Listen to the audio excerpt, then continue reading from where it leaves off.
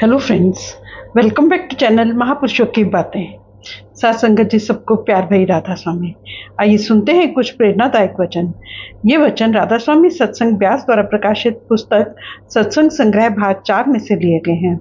इस पुस्तक के पेज नंबर 19 पर हजूर महाराज चरण सिंह जी फरमाते हैं, आप कहते हैं, भाई, जिस परमात्मा ने आपको पैदा किया है उसने अपने मिलने का तरीका आपके अंदर रखा हुआ है, लेकिन आप मन व बुद्धि के साथ उस रास्ते की कितनी खोज क्यों न कर लें, जब तक गुरुमुखों की शरण प्राप्त नहीं करेंगे, उनके बताए हुए उपदेश पर नहीं चलेंगे, आप अंदर उस रास्ते पर चलने के लिए अपने यत्न में कभी कामयाब नहीं होंगे।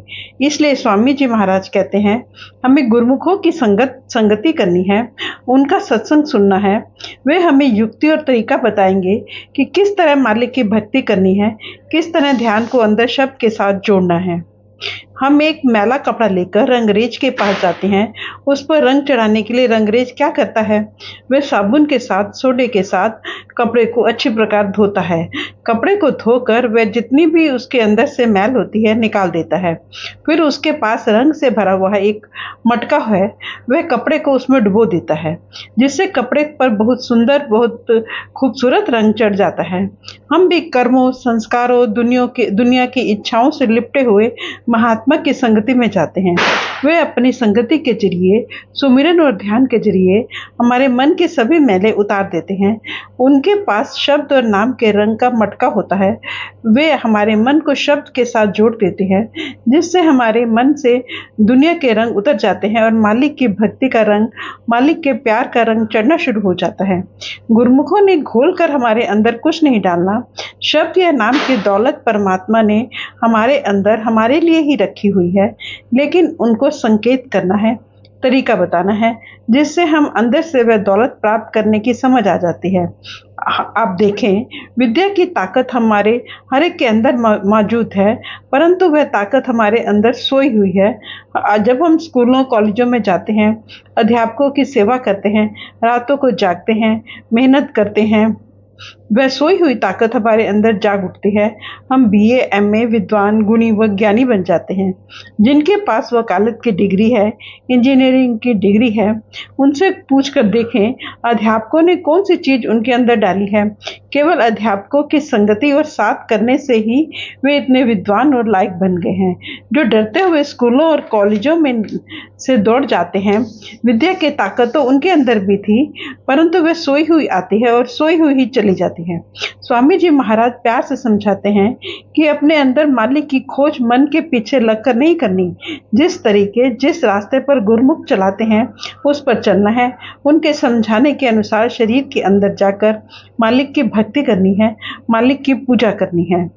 अब स्वामी जी महाराज खबरदार करते हैं कि मालिक की भक्ति केवल मालिक से मिलने के लिए ही करनी है। दुनिया की इच्छाओं और दुनिया की तृष्णाओं को पूरा करने के लिए नहीं करनी चाहिए। लोभ रूपी कुत्ता तो सदा मन में भौंकता ही रहता है, वह कभी चुप नहीं रहता। जो कुछ परमात्मा ने देना है, हर एक के धूल मस्तक में लिखा हुआ है।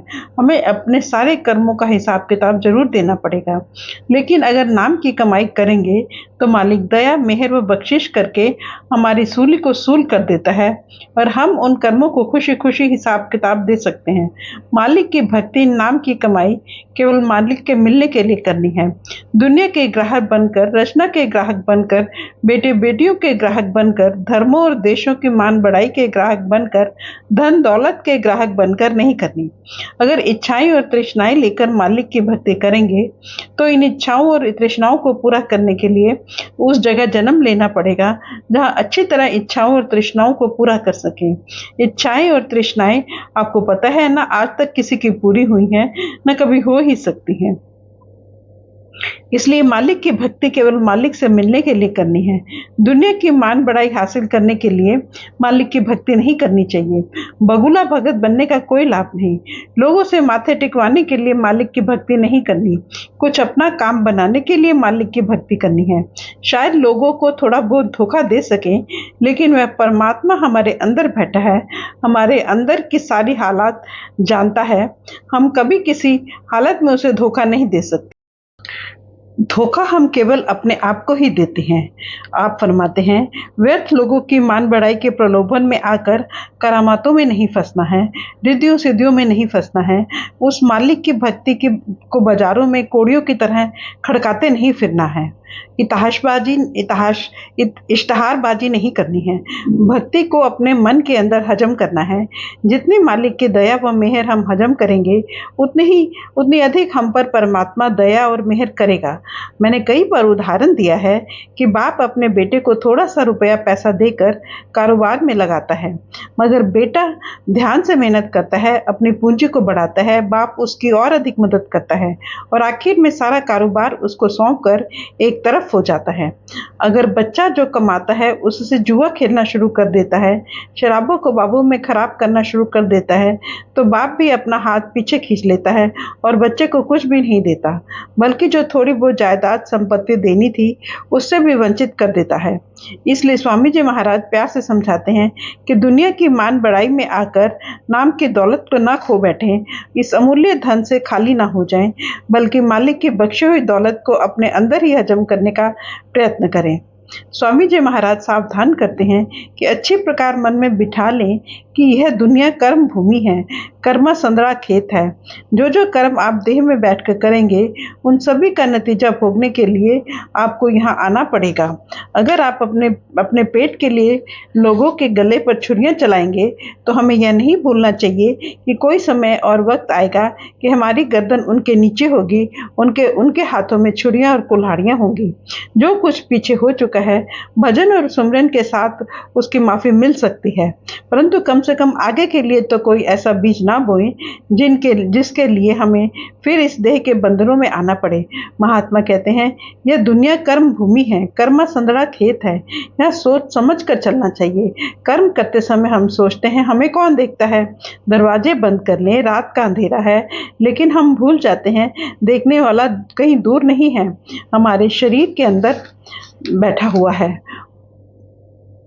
उसको तो किसी गवाह की भी जरूरत नहीं पड़ती, किसी सिफारिश की भी आवश्यकता नहीं पड़ती। जो कुछ वह देखता है उसके अनुसार ही हमें देह में आकर हिसाब किताब भोगना पड़ता है। स्वामी जी महाराज कहते हैं, हम बड़ी बुरी तरह काल के जाल में फंसे हुए हैं। जो पीछे कर्म किए हैं उनका नतीजा अब भोगने में लगे हुए हैं, आगे के लिए फिर वही बुरे और खोटे कर्म कर रहे हैं। हम भूले बैठे हैं कि इनका नतीजा भोगने के लिए फिर यहाँ ही आना पड़ेगा। गुरु नानक साहब कहते हैं, बाबा जग फाथा महाजाल, हम बड़ी बुरी तरह से काल के जाल में फंसे हुए हैं। कोई खुशकिस्मत जीव है जो इस जाल को तोड़कर उस परमात्मा के पास पहुंचता है। इस काल के जाल में से निकलना किसी सूरमे का काम है, किसी बहादुर का काम है।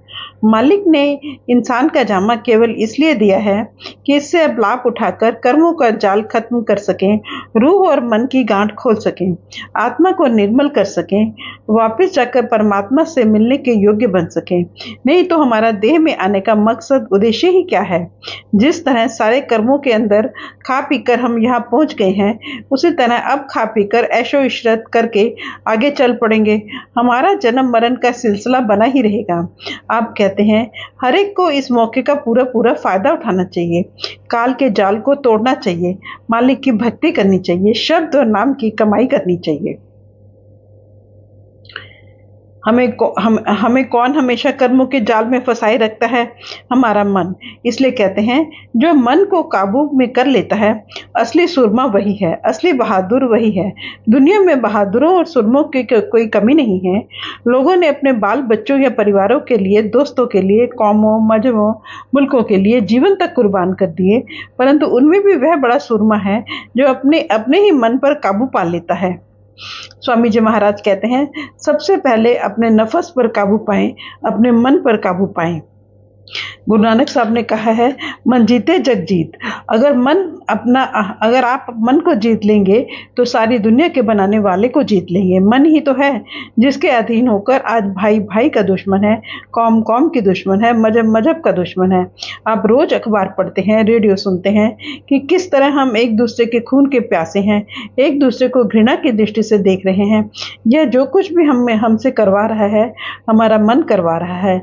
इस दुनिया के अंदर ना कोई कोई अपना है ना कोई बेगाना है। वैसे ही किसी को दोस्त किसी को दुश्मन बनाने में लगे हुए हैं। इसी चक्र में सारी उम्र फंसी रहती है।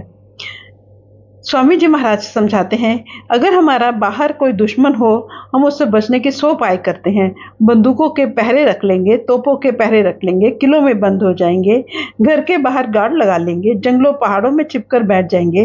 परंतु मन ऐसा चालाक व अक्लमंद दुश्मन है जो हमारे अपने शरीर के अंदर बैठा हुआ है। हम इसको छोड़कर कहाँ जा सकते हैं? पता नहीं इसने किस समय हमें धोखा दे देना है, किस समय उंगलियों पर नचाना शुरू कर देना है। कभी दोस्त बनकर गुमराह कर देता है, कभी दुश्मन बनकर डरा देता है, किसी भी गलत रास्ते पर डाल देता है। इसलिए आप फरमाते हैं, हमारा दुश्मन बड़ा अक्लमंद, बड़ा होशियार है। इसको बड़ी होशियारी के साथ, अक्लमंदी के साथ काबू में रखना चाहिए। आप फरमाते हैं, मन को काबू में करने के लिए सबसे पहले इसकी नेचर, तबीयत या स्वभाव के बारे में हमें बड़ी अच्छी प्रकार सोच और विचार करना चाहिए। अगर दुश्मन के साथ लड़ाई लड़नी हो तो उसकी हर प्रकार के चालों को अच्छी प्रकार समझना जरूरी है। इसलिए स्वामी जी महाराज मन की तबीयत के बारे में समझाते हैं कि ये लज्जत का आशिक है। जितनी देर इसको दुनिया के मोह और प्यार से ऊंचा व निर्मल प्यार नहीं मिलता, यह कभी भी दुनिया के मोह और प्यार को छोड़ने के लिए तैयार नहीं होता। हम देखते हैं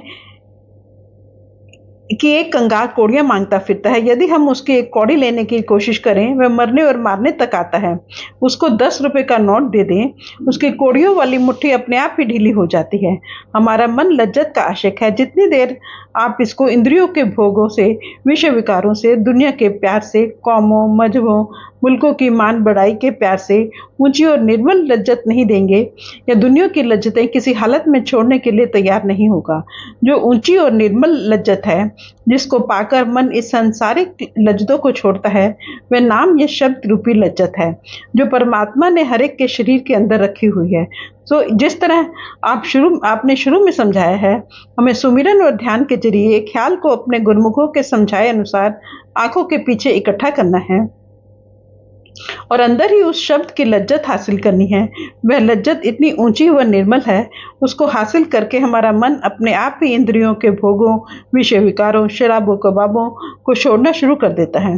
जिसको हीरे जवाहरात मिलने शुरू हो जाते हैं, वे क्यों दर बदर कोड़ियों के पीछे ठोकरे खाएगा। लड़कियां गुड़ियों और गुड्डों के साथ उतनी देर ही प्यार करती हैं जितनी देर उनकी शादी नहीं होती। शादी के बाद कौन गुड़ियों और गुड्डों की परवाह करता है। गुरु रामदास जी कहते हैं, हर नाम अमृत रस मीठा। नाम रूपी अमृत का आनंद दुनिया के भोगों के आनंद को फीका कर देता है, परंतु वह नाम रूपी अमृत जिसके पिए बिना अमर नहीं हो सकेंगे, वह अमृत हमें स्वयं मेहनत करके अपने शरीर के अंदर से हासिल करना पड़ता है। फ्रेंड्स, अपनी इस वीडियो को आज हम यही समाप्त करते हैं। अगली वीडियो में आगे बढ़ेंगे। Thank you.